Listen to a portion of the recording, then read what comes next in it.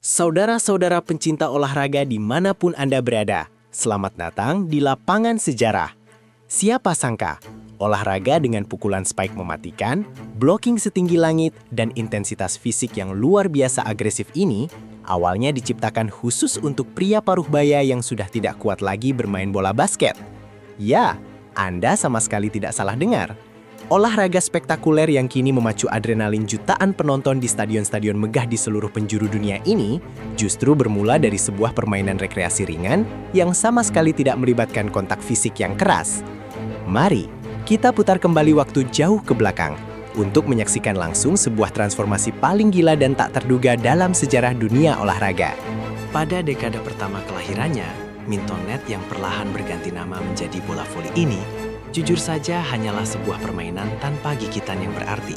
Bayangkan saja, saat itu belum ada batasan jumlah sentuhan bola di satu sisi lapangan. Fokus utama setiap tim hanyalah bagaimana membuat bola tetap melayang di udara dan pada akhirnya menyeberang ke daerah lawan tanpa jatuh. Menontonnya nyaris seperti melihat sekelompok orang dewasa yang memindahkan balon di udara panas. Taktiknya boleh dibilang hampir tidak ada sama sekali. Siapapun yang mendapat bola akan memukulnya pelan ke seberang jaring. Belum ada pembagian posisi yang jelas, tidak ada penyerang khusus di garis depan, dan tentu saja belum ada riuh gemuruh penonton yang berteriak histeris di tribun. Bola voli saat itu masih tertidur pulas. Pada dekade pertama kelahirannya, Mintonnet yang perlahan berganti nama menjadi bola voli ini, jujur saja hanyalah sebuah permainan tanpa gigitan yang berarti. Bayangkan saja, saat itu belum ada batasan jumlah sentuhan bola di satu sisi lapangan. Fokus utama setiap tim hanyalah bagaimana membuat bola tetap melayang di udara dan pada akhirnya menyeberang ke daerah lawan tanpa jatuh. Menontonnya nyaris seperti melihat sekelompok orang dewasa yang memindahkan balon di udara panas. Taktiknya boleh dibilang hampir tidak ada sama sekali. Siapapun yang mendapat bola akan memukulnya pelan ke seberang jaring. Belum ada pembagian posisi yang jelas, tidak ada penyerang khusus di garis depan, dan tentu saja belum ada riuh gemuruh penonton yang berteriak histeris di tribun. Bola voli saat itu masih tertidur pulas. Dengan lahirnya spike sang pukulan pembunuh, seluruh taktik permainan pun terpaksa berevolusi secara drastis. Jika sebuah tim ingin melakukan pukulan mematikan yang menembus tanah lawan, mereka butuh sebuah umpan yang sempurna. Maka lahirlah konsep emas set and spike yang sangat legendaris itu. Permainan perlahan tidak lagi acak dan sembarangan. Tim mulai membagi peran secara taktis. Ada pemain bertahan yang bertugas khusus menjinakkan bola liar pertama, kemudian ada sang setter, sang jenderal lapangan yang memiliki sentuhan jari magis, dan akhirnya ada sang spiker, sang algojo udara yang mengeksekusi serangan akhir.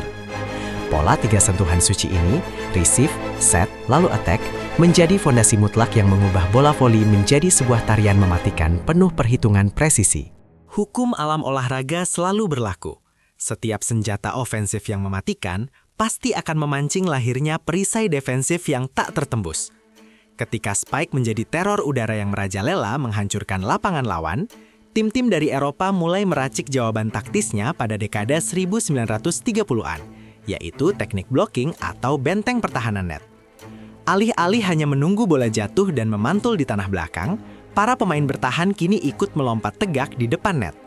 Mereka merapatkan barisan, membentuk benteng pertahanan ganda bahkan 3 lapis dengan kedua tangan menjulang ke udara. Benturan keras antara kekuatan pukulan mentah seorang spiker melawan soliditas pertahanan para bloker ini menciptakan sebuah drama pertempuran jarak dekat yang luar biasa spektakuler di atas net. Sebuah lompatan raksasa tak terelakkan berikutnya terjadi pada ajang prestisius Olimpiade Tokyo di tahun 1964. Untuk pertama kalinya dalam catatan sejarah, bola voli akhirnya dipertandingkan sebagai cabang olahraga resmi perebutan medali Olimpiade. Ini adalah panggung global sesungguhnya yang menahbiskan bola voli sebagai olahraga elit kelas dunia. Disinilah, di bawah sorot lampu raksasa, seluruh mata dunia menyaksikan bagaimana bola voli bukan sekedar olahraga rekreasi, melainkan adu taktik jenius antar bangsa. Publik dibuat terpukau oleh tim wanita tuan rumah Jepang yang luar biasa tangguh. Di bawah asuhan gemblengan keras pelatih legendaris Hirofumi Daimatsu, mereka memukau dunia dan merebut medali emas pertama, mengalahkan raksasa-raksasa Eropa dengan pertahanan merangkak yang kelak dikenal sebagai sihir dari timur. Memasuki era 1970-an yang penuh ketegangan, kita melihat invasi taktik berbasis fisik murni yang didominasi total oleh raksasa-raksasa tak tertandingi dari Uni Soviet dan negara-negara Eropa Timur. Mereka tidak datang untuk bermain santai, mereka datang membawa filosofi permainan brutal, kekuatan mutlak dan dominasi udara yang mencekik lawan. Dengan barisan pemain utama yang tingginya rata-rata jauh di atas 2 meter, mereka memperkenalkan taktik umpan bola tinggi. Umpan-umpan melambung tinggi yang sengaja memperlambat tempo, diakhiri dengan hantaman keras dari titik tertinggi yang merobek pertahanan manapun. Blok raksasa mereka berdiri bagaikan tembok besi di atas net. Bagi tim-tim malang yang menjadi lawan mereka, mencoba menyerang menembus blok itu rasanya seperti menabrakkan diri ke gunung batu raksasa. Namun saudara-saudara, apa yang seharusnya Anda lakukan ketika Anda dipaksa berhadapan dengan raksasa-raksasa berotot besi itu? Jawabannya jelas, Anda harus menjadi 100 kali lebih cepat. Pelatih dan tim-tim brilian dari belahan Asia menyadari sepenuhnya bahwa mereka tidak akan pernah bisa memenangkan adu kekuatan fisik berhadapan langsung melawan raksasa Eropa. Maka, dari keputusasaan itu, mereka meracik taktik penawar yang paling revolusioner di zamannya, serangan kombinasi super cepat. Mereka menemukan teknik serangan kilat dan pergerakan silang bertingkat yang membingungkan. Umpan setter tidak lagi tinggi melambung membuang waktu, melainkan sangat cepat, hampir sejajar dengan pinggiran net, mengecoh pergerakan kaki para bloker raksasa yang lambat.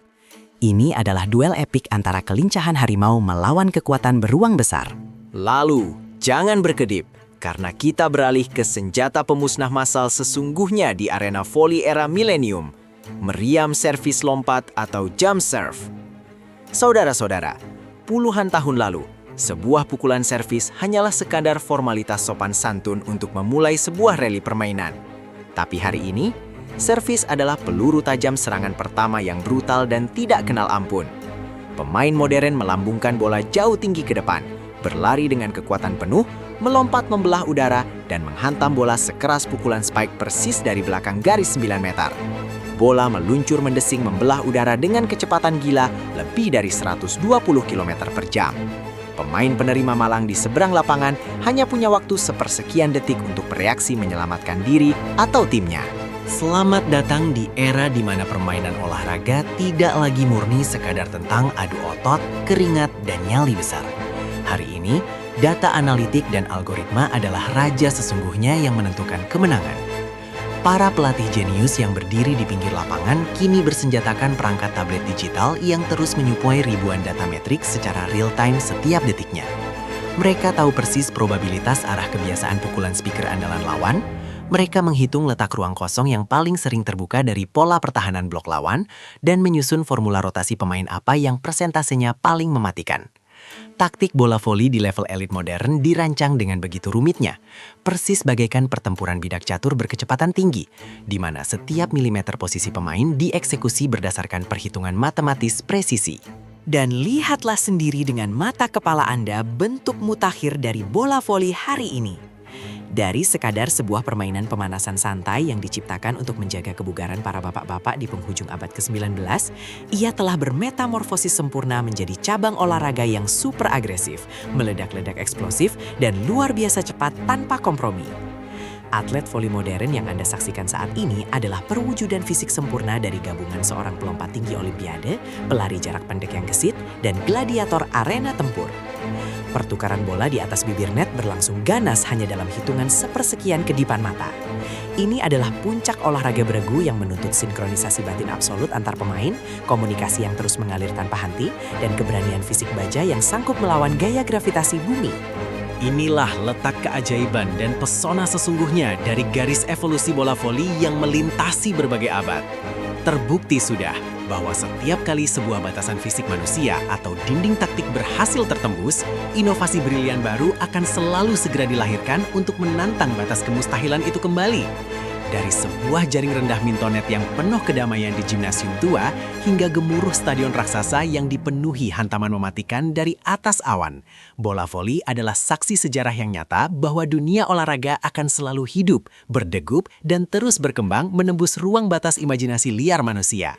Bagi Anda para penggemar olahraga sejati dimanapun berada, jangan pernah sekalipun mengalihkan pandangan takjub Anda dari lapangan. Karena saudara-saudara, evolusi gila berikutnya bisa jadi sedang diciptakan tepat di detik ini juga.